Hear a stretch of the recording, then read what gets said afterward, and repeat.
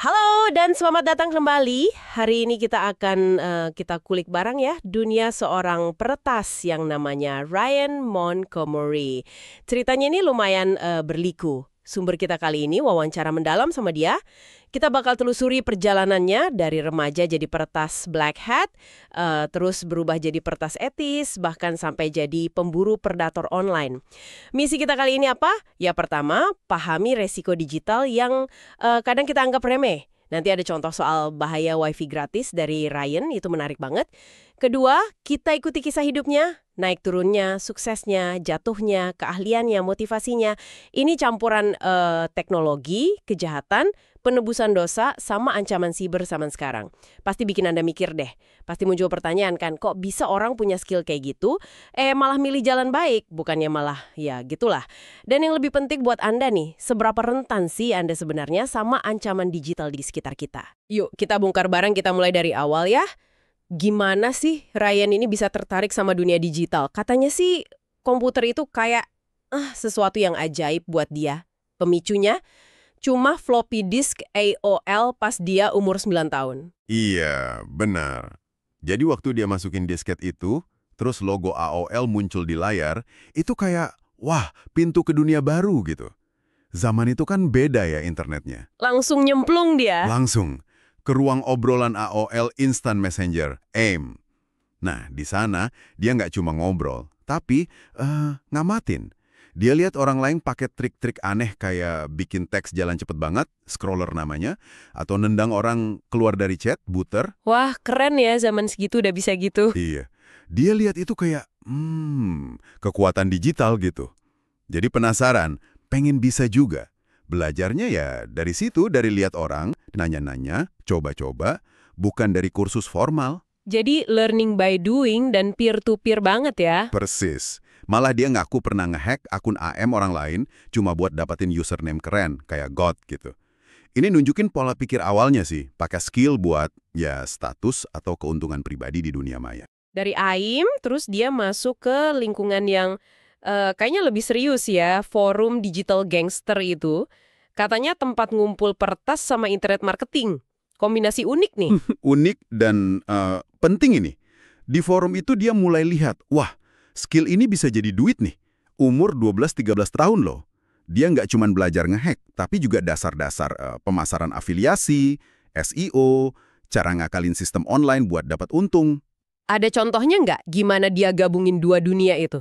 Ada, dia cerita pernah pakai exploit, celah keamanan gitu, di layanan SMS gratis buat nyebar spam promosi klub malam di Philadelphia.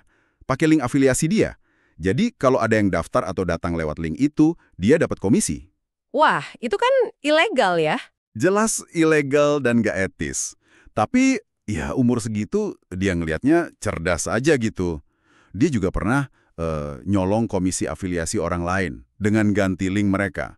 Pola pikirnya sama, paham sistem, terus manfaatin buat diri sendiri. Kompas moralnya ya belum ke arah yang bener lah waktu itu. Skill teknisnya netral ya, tapi motivasinya ya itu tadi. Betul. Gabungan skill hack dan marketing ini jadi fondasi dia bisa hasilin duit banyak pas remaja. Tapi caranya ya, di area abu-abu kegelap lah. Nah, dari sini nih ceritanya jadi makin kelam. Duit dari hasil gitu dipakainya buat gaya hidup baru. Pesta rave, gaul bebas. Ujung-ujungnya narkoba. Ini bagian yang, wah, rumit dan suram sih. Iya, dia cerita awalnya kenal narkoba itu di lingkungan pesta rave di Philadelphia. Katanya di sana dia merasa diterima, beda sama di sekolah. Mulainya dari ekstasi. Tapi efek setelahnya, calm down-nya itu, wah, parah katanya. Bikin gak enak badan dan pikiran. Terus cari obat buat calm down-nya itu. Nah, itu dia. Ada yang nyaranin coba oxycodone, pil pereda nyeri opiat, buat ngatasin efek ekstasi. Ironisnya, dia malah lebih suka efek oxycodone daripada ekstasi. Katanya semua perasaan negatif hilang. Dari situlah dia mulai kecanduan opiat. Kecanduan opiat kan mahal ya. Oxycodone gitu, gimana dia biayainnya? Awalnya mungkin masih ketutup dari hasil ngehack sama marketingnya itu, tapi kan kecanduan itu dosisnya naik terus, toleransinya ningkat. Harga oksi di pasar gelap waktu itu bisa $30 per pil. Lama-lama nggak kuat kan, akses juga makin susah. Akhirnya, dia beralih ke heroin. Waduh, langkah yang sayangnya sering terjadi ya di pola kecanduan opiak. Iya, karena heroin efeknya mirip, tapi jauh lebih murah. Mungkin $10 sekantong atau $75 buat satu bundle. Nah, buat biayain heroin ini, dia makin nekat. Sampai ngaku pernah nyuri susu formula bayi dari toko buat dijual lagi, buat beli narkoba. Itu udah nunjukin separah apa jatuhnya dia. Dan puncaknya pas ketangkap umur 17 tahun itu ya, bukan karena ngehack malah. Betul. Ketangkapnya pas lagi di ruang bawah tanah rumah orang. Dia sih ngotot nyari obeng, bukan mau nyuri. Tapi polisi nemuin 55 kantong heroin di dia. Tuduhannya berat. Kepemilikan dengan niat mengedarkan. Jadinya dia dihukum, masuk penjara total 20 bulan. Dan penjara ini jadi semacam titik balik paksa gitu. Bisa dibilang gitu. Di penjara, kan akses ke narkoba putus total. Detoksnya ya dipaksa tanpa bantuan medis khusus awalnya. Pasti berat banget. Tapi justru perubahan lingkungan drastis dan putus total dari narkoba, itu yang jadi kunci awal dia sembuh. Bukan program rehab formal waktu itu. Ini nunjukin banget pengaruh lingkungan ke kecanduan dan pemulihan. Oke, kita masuk fase berikutnya nih.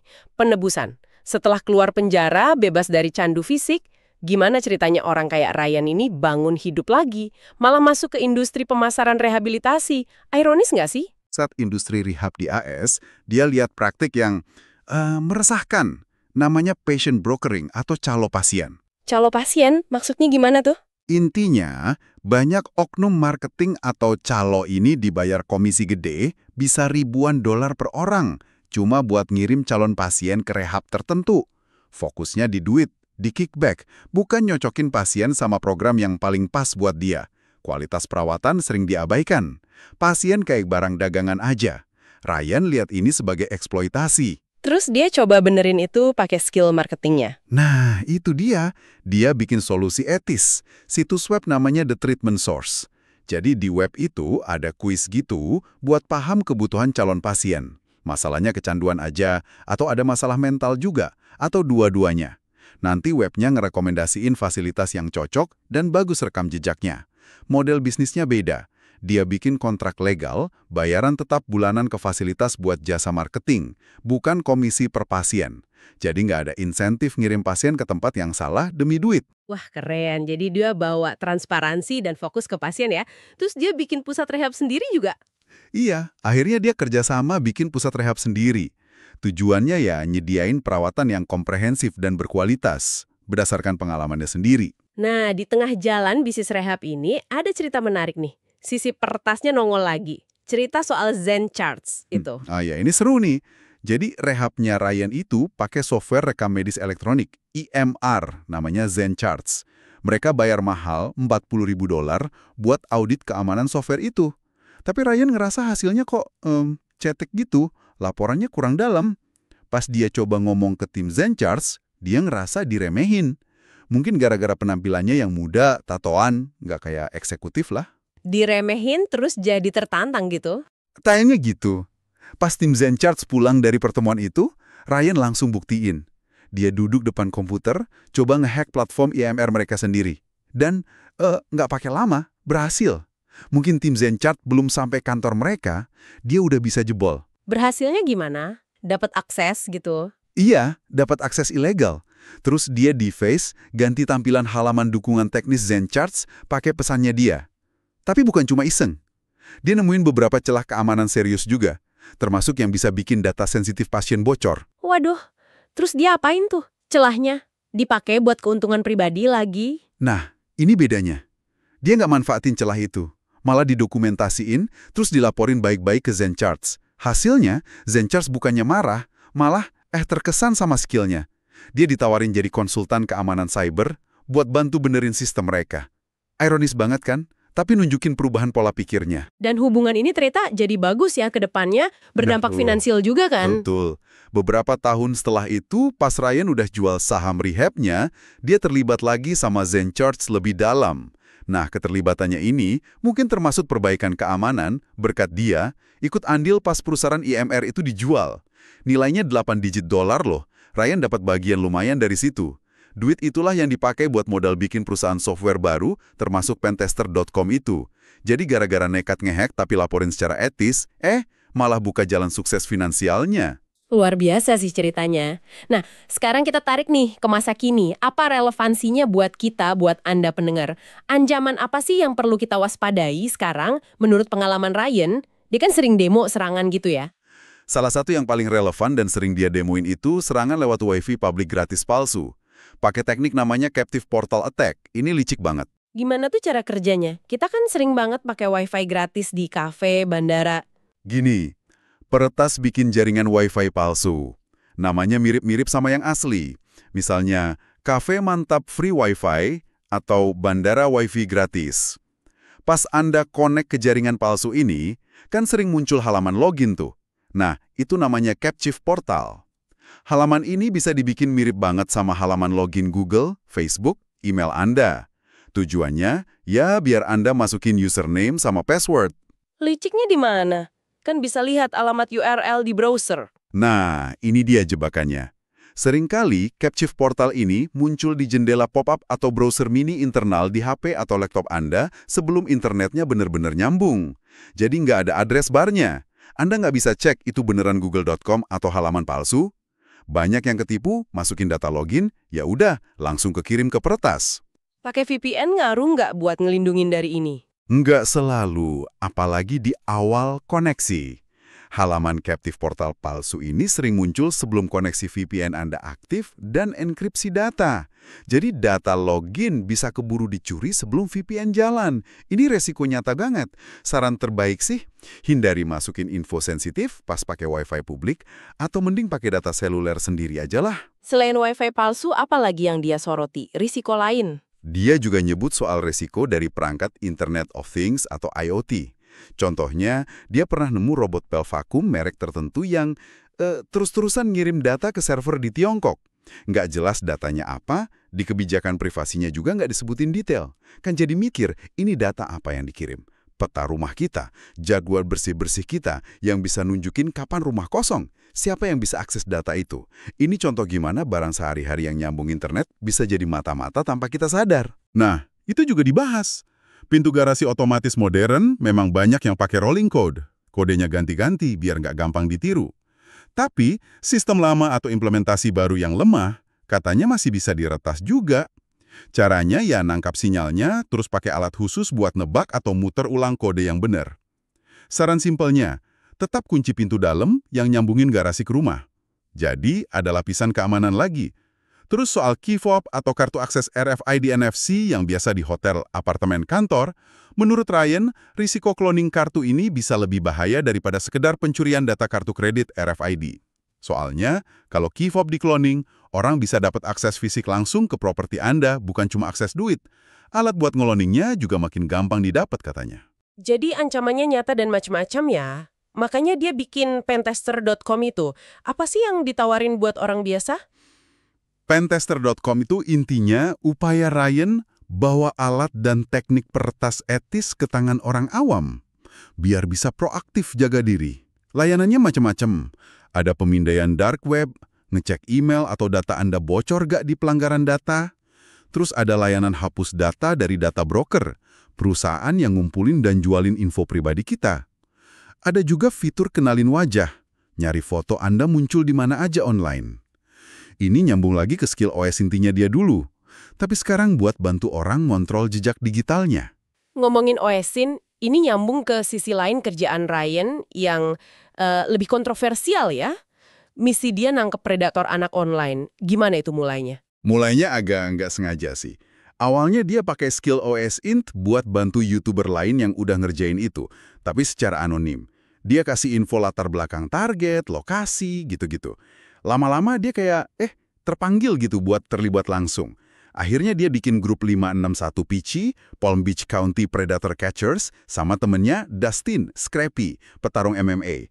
Di operasi mereka, Ryan biasanya di belakang layar, urus investigasi digital, ngontak target awal, bagian teknis lah. Dustin yang jadi wajah di lapangan, konfrontasi langsung, terus direkam buat YouTube. Motivasinya apa sih ngerjain kerjaan seberisiko dan seemosional itu? Dia jawabnya pakai pertanyaan retoris yang, Nusuk sih. Kalau Anda lihat sesuatu yang salah banget, kayak orang dewasa mangsa anak-anak, dan Anda punya kemampuan buat ngelakuin sesuatu buat ngentiin itu, masa Anda diam aja? Buat dia, ini panggilan moral. Pakai skill buat lindungi yang lemah. Tapi bahaya banget kan pasti. Fisik hukum. Jelas. Dia cerita pernah pas konfrontasi sama target veteran perang. Dia yakin banget orang itu bawa senjata di tasnya. Risiko kekerasan fisik itu nyata. Belum lagi dampak emosionalnya. Terus-terusan lihat sisi gelap manusia, baca chat predator, lihat materi eksploitasi anak, itu pasti ngebekas. Dia ngaku stres dan beban emosionalnya mulai ngaruh ke fisik juga. Ryan juga kayaknya kritis ya sama tren penangkapan predator yang booming di YouTube. Apa masalahnya menurut dia? Kritis banget.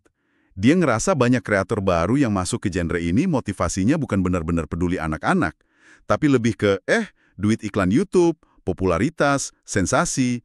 Akibatnya, kualitas dan etikanya sering jelek, investigasinya asal, kadang salah tuduh orang, atau malah bikin kejahatan serius ini kayak tontonan hiburan murahan demi klik. Ini jadi pertanyaan penting soal etika vigilantisme digital. Kenapa dia akhirnya stop kerjaan vigilanti publiknya sama 561 PC? Alasannya menarik. Bukan cuma soal bahaya atau stres, tapi lebih ke pertimbangan hukum dan efektivitas jangka panjang. Dia sadar, bukti yang dikumpulin warga sipil seringnya kan nggak ikut prosedur hukum ketat. Itu gampang banget dipatahkan di pengadilan sama pengacara. Jadi, paradoksnya, usaha mereka yang niatnya baik malah bisa jadi ngerusak kasus hukumnya dan bikin predatornya lolos. Jadi dia ganti pendekatan. Iya, dia sadar dampak lebih bagus kalau kerja di belakang layar. Sekarang dia fokus pakai skill OSINT dan teknisnya buat kerjasama privat sama organisasi resmi, penegak hukum, LSM anti perdagangan manusia, dan eksploitasi anak.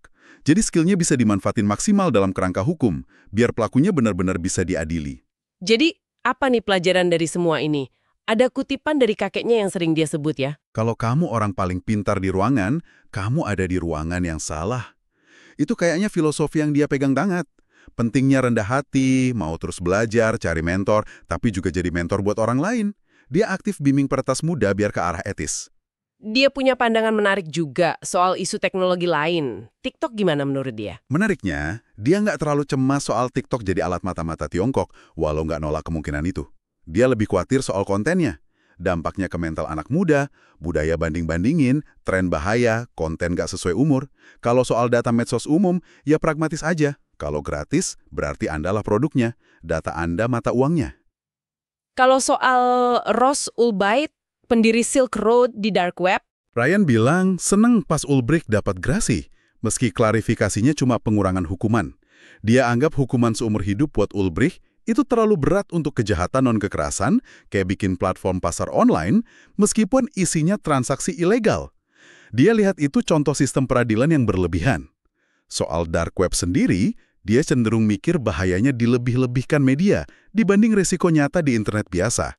pandangan ini makin nunjukin kompleksnya dunia cyber ya. Nggak bisa cuma dilabel white hat versus black hat. Tepat sekali. Perjalanan Ryan ini bukti nyata kalau garisnya bisa kabur, orang bisa pindah-pindah. Skillnya sama, tapi niat dan penggunaannya yang berubah drastis. Baiklah, mari kita simpulkan ya pembahasan kita hari ini. Kita udah ikuti perjalanan Ryan Montgomery yang penuh liku-liku, dari remaja berbakat yang nyasar ke peretasan ilegal dan narkoba, bangkit lewat bisnis rehab etis, sampai jadi pakar keamanan siber dan pemburu predator. Kita juga lihat beberapa bahaya digital nyata, serangan Wi-Fi publik palsu, risiko IoT, cloning kartu akses. Ini semua nunjukin pentingnya sadar soal privasi digital dan dilema etis teknologi. Tup nih buat Anda renungkan. Kisah Ryan ini pengingat kuat kalau skill teknis itu netral. Kayak pisau, bisa buat masak, bisa buat nyakitin. Skill meretas juga gitu. Niat dibaliknya itu yang penting. Perjalanannya juga nunjukin ancaman digital itu terus berubah. Jadi kita semua harus waspada terus. Jadi, pertanyaan buat Anda bawa pulang. Ingat contoh serangan captive portal Wi-Fi tadi. Seberapa percaya Anda sama jaringan nirkabel yang Anda pakai tiap hari? Apalagi yang gratisan. Terus, terinspirasi dari obrolan kita ini, apa satu langkah kecil aja yang bisa Anda ambil hari ini buat sedikit ningkatin keamanan digital pribadi Anda? Terima kasih banyak sudah menyimak pembahasan mendalam kami kali ini. Sampai jumpa di kesempatan berikutnya.